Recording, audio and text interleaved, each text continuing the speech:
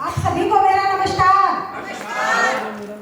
आप सभी को मेरा नमस्कार। मेरा नाम ऑलरेडी सभी जानते हैं, अंजू स्वामी, हरियाणा दुधवा से मैं बिलोंग करती हूँ।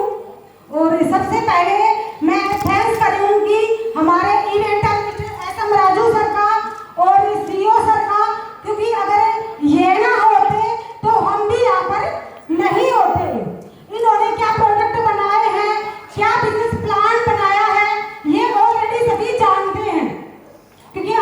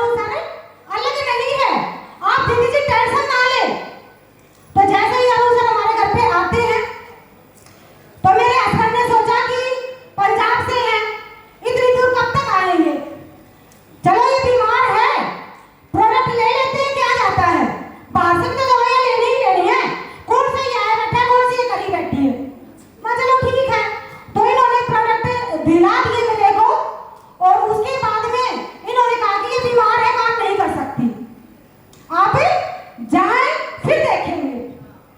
तो उस समय मैं भी कुछ नहीं बोल सकती थी, क्योंकि मेरे पास में जो मेरी तबीयत थी वो बहुत ज्यादा खराब थी, कमर पेन था मेरे को कम से कम 2 सालों से। तो मैंने कहा चल ठीक है, लेकिन इनको ये नहीं पता था कि अंजू है जो ठान लेती है, कर ही लेती है। तो